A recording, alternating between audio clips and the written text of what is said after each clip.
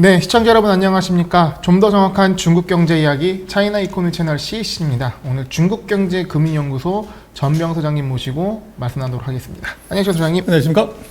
네, 헤드라인으로 있는 중국 경제 주말사의 기사가 좀 쏟아진 것 같습니다. 그래서 저희가 다룰 내용이 많은데 일단 바로 들어가 보도록 하겠습니다. 4월 13일입니다. 일단은 첫 번째 헤드라인은 탄소 중립 관련된 기사입니다. 중국 탄소 중립 달성을 위해 1경 7천조가 필요, 경제 효과는 그 이상이라는 헤드라인인데요.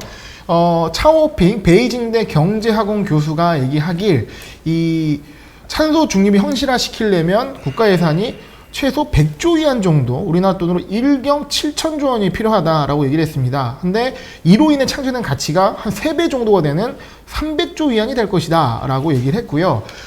이런 탄소 중립은 이 시진핑 국가주석이 유엔 총회 화상연설에서 이 탄소 중립을 2060년까지 실현시키겠다라고 연설을 하면서 크게 주목을 받았는데요. 그 이후에도 G20 화상회의 연설에서도 언급을 했고요.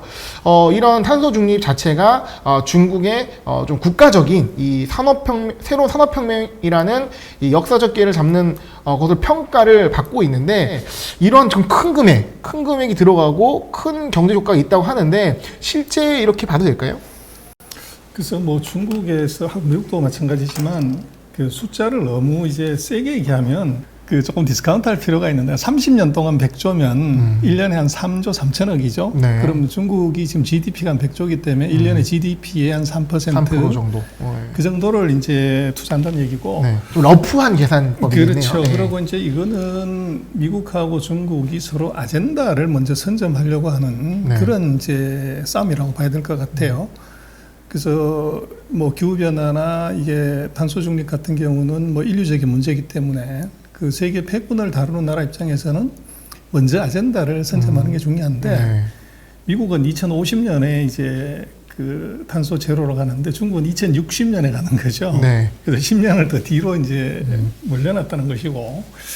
근데 이제 중국 같은 경우에 이것을 해야 되는 이유는 이게 지금 CO2가 많아지고 이제 남북극의 얼음이 녹게 되면 누가 더 미국하고 중국하고에서 크게 타격을 받냐면, 해수면이 한 20m 정도가 올라가면 네. 그 샹하이하고 그 수저우, 항저우가 다 물에 잠겨요. 그리고 40m 정도가 만약 올라간다 그러면 베이징이 다 잠겨버리는 거죠. 그래서 이것은 뭐 세계 인류의 문제이기도 하지만 중국 같은 경우는 이것이 그 두 가지 문제가 있는데, 하나가 코로나19처럼 책임 문제가 있어요. 그래서 지금 하늘에 구멍 뚫은 오존이나 CO2를 가장 지금 많이 발생시킨 나라가 누구냐 그러면 미국이에요. 네. 기존까지는. 그렇죠. 그런데 지금 현재 상태에서는 중국이 가장 크죠. 네. 그래서 중국 같은 경우는 그 자기 자신의 그런 문제도 있고, 또 어떻게 보면 이제 세계 강대국으로서의 아젠다 선점의 의미도 있고, 네. 또 이제 그런 그 SOC를 통한 뭐 이제 경기 부양, 네. 거기에 이제 이게 딱 맞아 들어간 거죠. 그때 얘기하신 에너지 패권 경쟁 차원도 있지 않겠습니까? 그렇죠. 네. 그래서 이제 뭐 다 같이 가는데, 지금 이게 굉장히 중요한 투자 테마가 되는 이유는, 이게 CO2를 줄이기 위해서는 중국의 전통 산업의 구조조정이 들어가야 돼요. 네. 그래서 전통 산업의 구조조정을 한다는 것은 지금 최근에 이제 우리가 아직 다루진 않았지만 중국의 전통 철강이니 뭐 시멘트니 이런 데서 주가가 많이 올라가는데, 경기 회복의 의미도 있지만 이 탄소 중립을 위해서는 그런 이제 CO2 많이 발생하는 산업을 구조조정해야 돼요. 그러면 구조조정하면 예를 들어 10개 있던 것 중에서 한 4개를 없애버리면 이 6개 회사가 대박 나는 거죠. 그래서 이게 이제 2017년부터 중국이 산업 구조조정하면서 살아남은, 그래서 중국은 뭐 철강 4억 톤을 뭐 예를 들면 그대로 감산을 해버려요. 그러다 보니까 살아남은 자의 축제가 벌어지기 때문에 지금 중국의 탄소 중립에 대해서는 그 기존 전통 산업 중에서 대기업들이 수혜를 가장 크게 볼 수 있어요. 네. 그래서 투자 테마로서 그게 굉장히 중요해요. 그리고 이제 뭐 환경 설비나 CO2 저감 장치나 이런 것들도 물론 부차적으로 중요한데, 그게 투자가 들어가지 않고 먼저 수혜를 보는 것은 바로 전통 산업의 CO2를 많이 발생시키는 산업의 아이러니하게도 네. 큰 기업들, 이 기업들이 수혜자라는 거죠. 그래서 네. 그걸 잘 볼 필요가 있습니다. 네. 그럼 다음 기사 보도록 하겠습니다. 중국판 우버라고 불리는 디디 추싱이 비밀리에 뉴욕 증시 IPO 신청했다는 뉴스입니다. 중국 경제 매체 중퉁 차이징에서 얘기하길 이 뉴욕 증권거래소에 이 디디 추싱이 IPO 신청서 제출했다고 얘기를 했습니다. 규모가 한 100억 달러에 이를 수 있다고 얘기가 나오고 있는데요. 이 밖에도 홍콩 증시 동시 상장도 계속 검토하고 있다고 전해졌습니다. 지금 이런 뉴욕 증시 상장하는 부분은 최근에 미국이 상장된 중국 기업에서 퇴출을 시키는 상황 속에서 나온 얘기라서 좀 더 주목을 받고 있는데요.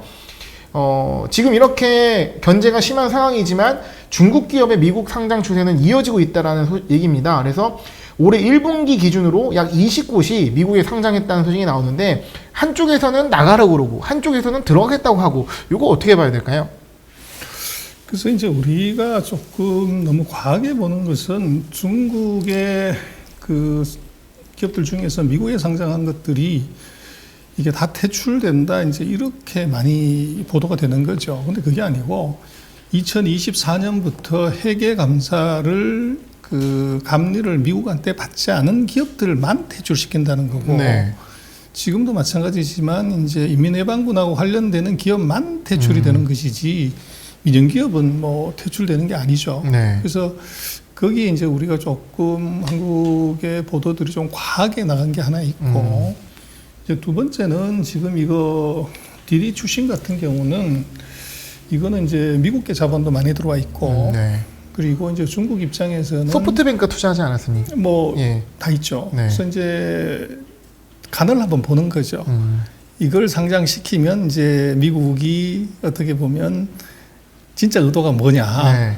그래서 이거는 뭐 이게 세계에서 지금 제일 큰 어떻게 보면 공유 자동차이기 때문에 네. 그래서 만약에 이것이 미국이 이유를 핑계로 대해서 상장을 안 시킨다면 홍콩에서 그냥 상장시켜버리면 되니까. 네. 그래서 간을 보는 것이다. 그렇게 볼 수 있고. 아니, 그러니까 지금 보면 주관사가 골드만삭스랑 모건스탠이고요. 나스닥이 아니라 뉴욕 거래에서 상장하는 부분이거든요. 그래서 이제 그거는 뭐 이제 미국에 상장을 하려면 이제 미국의 그 IB가 주관사가 돼야 돼요. 네. 그래서 거래소의 회원인 증권사가 리드 매니저를 할 수 있어요. 네. 그래서 이제 모건스탠이나 골드만삭스가 당연히 이제 주관사를 할 수밖에 없는 것이고, 그리고 이제 NYSE에 상장한다는 것은 어떻게 보면 지금 이제 나스닥의 버블 문제가 있죠. 네. 그래서 오히려 잘못 갔다가는 이것이 주가가 대폭락할 위험도 있고, 또 최근의 추세는 이제 나스닥보다는 NYSE가 더 신뢰성이 있는 네.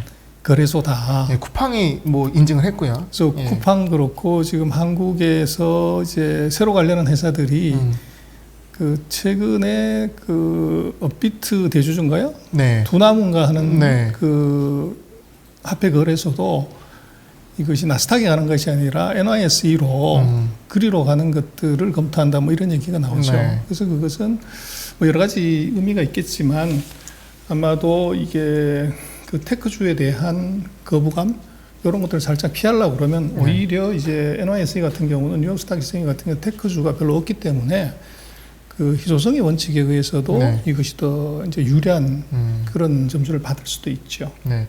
이 디디 추싱의 뉴욕 거래소 상장에 대해서는 미국 SEC나 아니면 당국이 어떠한 리액션을 보는지 좀 지켜보는 게 관전 포인트일 것 같습니다. 자, 드디어 이 기사가 나왔습니다. 알리바바 3조 원대 과징금 부과한 중국 빅테크 견제 본보기라는 헤드라인입니다. 주말 사이에 나왔던 기사인데요.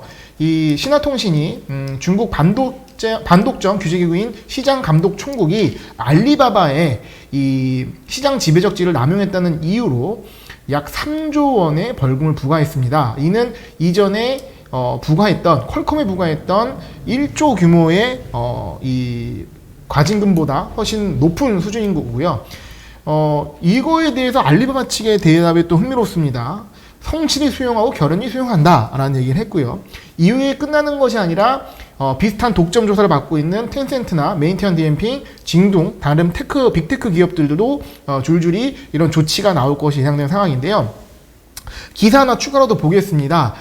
로이터 통신이 얘기하는 게 이 반독점 규제기구 몬찌 키우는 중 인터넷 공룡 규제 강화라는 헤드라인인데요. 아까 말씀드렸던 시장 감독 총국이 반독점 규제 담당 인력을 현재 40명 수준에서 30명 더 늘리겠다. 거의 뭐 한 7, 80%를 증원한다는 얘기인데, 이거는 어떻게 보면 지금의 어떤 조치들이 더 강력하게 나올 수 있다라는 반증일 것 같습니다. 물론 흥미로운 점은 이 소식 이후에 알리바바의 주가는 더 올랐다는 건 흥미로운데, 물론 이거에 관련해서 또 추가적으로 저희가 컨텐츠로 말씀드리겠지만 간단하게 한번 설명 좀 부탁드리겠습니다. 알리바바의 반독점 문제는 이걸로 끝났다. 네. 그렇게 일단 볼 수가 있을 것 같고요. 네. 그래서 지금 이제 3조 대다 그러는데 이것은 이 매출액이 컸기 때문에 그런 거죠. 네. 매출액 대비해서 과징금의 비율을 곱해서 산정을 하는데 퀄컴 같은 경우는 이제 이 매출액이 작았기 때문에 네. 그렇고 오히려 이제 몇 조를 냈냐보다는 몇 퍼센트를 냈냐가 중요해요. 네. 그래서 죄를 많이 지면 벌금을 많이 때리든지 네. 형량을 높이던 것처럼. 그래서 지금 보면 이 퀄컴은 8%를 때렸고 알리바바는 4%를 때렸어요. 퍼센트로 따지면은 그래서 낮은 거네요. 알리바바가 덜 나쁜 놈이다 이렇게 볼 수 있는 거죠. 그래서 이제 감독 당국이 좀 봐줬다 네. 이렇게 생각할 수 있고, 포인트는 뭐 다음 컨텐츠에서 채널에서 얘기를 드리겠지만 이거 다음번에 무슨 일이 벌어질 거냐. 지금 관심사는 네. 바로 문제가 됐던 알리바바의 자회사인 엔트 파이낸셜을 상장시켜 줄 거냐 말 거냐 하는 것이 이게 중요해요. 그게 굉장히 흥미로운데요. 그렇습니다. 네. 그거는 다음 컨텐츠에서 네. 자세하게 얘기를 다시 드릴게요. 네. 그리고 지금 이거 빅테크 문제는 이것은 미국도 사실은 마찬가지고 규제를 지금 아마 바이든 정부가 본격적으로 이제 시작을 하게 되면 당연히 이제 규제 대상이 들어가고 중국이 먼저 들어갔다고 볼 수 있을 것 같아요. 네. 그래서 그 이제 얘기의 포인트는 이게 첫 번째 문어발식 확장하지 마라. 그래서 뭐 빅테크 회사들이 뭐 예를 들어서 탄센트 같은 경우가 투자한 회사가 네. 뭐 120개다, 뭐 200 몇 개다 그러는데 이건 완전히 지주회사죠. 네. 그래서 본업에 충실하라는 것이 하나 있고, 두 번째는 이게 이제 그 사회를 위해서 좀 공헌하면 안 되겠냐. 네. 그래서 본업에 조금 충실하되 이게 사회주의 국가이기 때문에 이제 어떻게 보면 국민의 복지 항상 이익 추구만 하지 말고. 네. 그래서 뭐 중국 같은 경우도 알리바바나 이제 이런 데들이 하는 게 동네 구멍가게를 다 잡아먹는 거죠. 그 신선식품 그 슈퍼마켓에서 만들어서 어떻게 보면 자본의 힘 또는 IT의 힘으로 주변에 있는 생선가게 다 죽는 거죠. 네, 독과점의 피해는 어제 소비자 그렇죠. 후생을 낮추기 때문에. 그래서 그것을 이제 하지 말라는 거죠. 그래서 네. 그렇게 되면은 아마 그 영업의 스코프나 이런 게 많이 줄어들 겁니다. 네. 어쨌거나 하여간 뭐 중요한 것은 알리바바 반독점은 3조 원 이걸로 네. 막았다. 네. 그게 중요한 것 같아요. 뭐 쉽게 말해 싸게 막았다라고 봐야 될까요? 그렇죠. 네. 자, 알리바바 관련돼서는 저희가 아마 오늘 촬영을 하고 이 헤드라인보다 더 먼저 올려야 될 것 같아요. 많은 분들 관심이 있을 테니까. 그래서 영상을 보시면 좋을 것 같습니다. 마지막 헤드라인 보도록 하겠습니다. 저희가 이 헤드라인으로 중국 경제는 국내에 중국 기사를, 중국 관련 기사를 가져오는 건데, 또 다소 이 과격한 느낌이 드는 헤드라인인데요. 금융위기오나 중국 숨겨진 부채 문제 심각. 기사 내용도 저는 약간 좀 비평적인 시각으로 보게 되는데, 이 중국의 언론 보도를 갖고 와서 기사를 썼습니다. 이게 중국 GDP 대비 이 부채 규모가 GDP 대비 270%에 이른다. 이거는 저희가 지난주 영상에도 말씀드렸던 부분이고요. 얼핏 보면 감당 가능한 수준이라고 할지 모르지만, 하지만 숨겨진 부채가 있다면 얘기가 달라진다 하고요. 일단은 이제 가계부채 기준으로는 60조 위안인데, 숨겨진 것들이 많다고 한다. 근거는 없습니다. 무려 140조 위안이 더 있다는 것이 정설이다. 라고 얘기를 하고 있고요. 기업부채가 핵심인데, 기업부채도 GDP 대비 165% 전후라고 얘기를 하지만, 최대 GDP 대비 200% 넘었을 가능성도 없지 않다. 물론 근거는 없습니다. 이렇게 얘기하는 부분이 있습니다. 이거에 대한 근거를 해당 이 기사에서는 중국의 트리플 부채 문제가 GDP 대비 무려 이런 계산식에 따르면 500%에 이르게 된다라고 얘기를 했고요. 이거에 대한 근거로 주원라이 중국국제금융공사 회장이 중국은 빚의 덫에 걸려 있다. 부채 규모가 GDP의 600% 정도가 될 것으로 본다라는 것을 근거로 하고 있습니다. 사실 기사를 보게 되면 숨겨진 부채를 얘기하고 그거에 대해서 수치를 얘기하지만 그거에 대한 근거는 상당히 좀 빈약하고 중국의 이 중국국제금융공사 회장의 언급 외에는 어떤 팩트데이터는 없습니다. 저희는 어쨌든 이제 팩트 체크하는 부분도 있고 좀 객관적인 팩트를 전달하는 부분이 있기 때문에 이 부분에 대해서 소장님께 여쭙고 싶습니다. 그래서 이제 그렇게 볼 수 있죠. GDP의 6% 부채가 만약에 있다고 하면 네. 그거 성장이나 부채 상환 때문에 그게 나라가 돌아갈 수 있을까요? 네. 지금 일본이 뭐 부채 비율 한 400%, 그게 거의 30년 동안 성장률 제로 또는 이제 마이너스 성장한 게 바로 그거죠.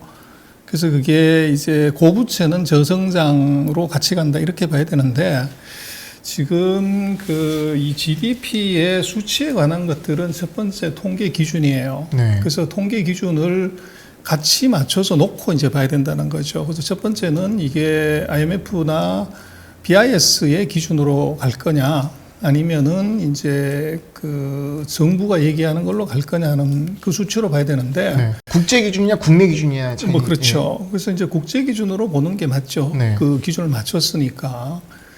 그래서 이제 숨겨진 부채다 뭐 이렇게 얘기하는 것도, 그리고 중국은 뭐 지방 부채도 파악이 안 되고 또 이제 뭐 기업 부채도 파악이 안 된다 이렇게 얘기하는데, 그것도 사실은 조금 한 발만 들어가 보면 엉터리죠. 네. 왜 그러냐면 우리도 예를 들어서 우리 국유기업이 자기네 자회사 부채가 얼마인지 그 모를까요?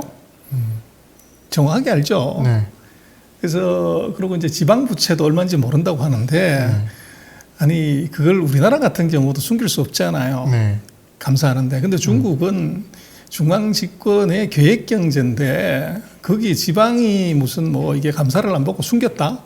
그게 현실적으로 가능할까요? 그래서 그것은 조금 이제 과도한 얘기를 하는 것 같고, 그래서 이제 이게 지금 관건은 정부 부채나 지방 부채는 그건 지난번에 다시 한번 설명을 드렸지만 그것은 토지가 담보가 돼 있기 때문에 그 상환 능력이라는 크게 문제가 안 되고요. 기업 부채가 GDP의 160%라고 하는 것, 요게 관건인데, 그게 이제 결국은 국유기업이 얼마만큼 이제 이게 포함이 돼 있냐는 것이 중요해요. 그래서 국유기업의 비율을 감안해야 되는데, 그래서 그거를 뭐 다른 나라는 안 하는데 그러지만 그 우리 같은 경우도 이 국유기업의 부채가 이게 이제 어디로 잡히냐, 이제 그걸 좀 봐야 되죠.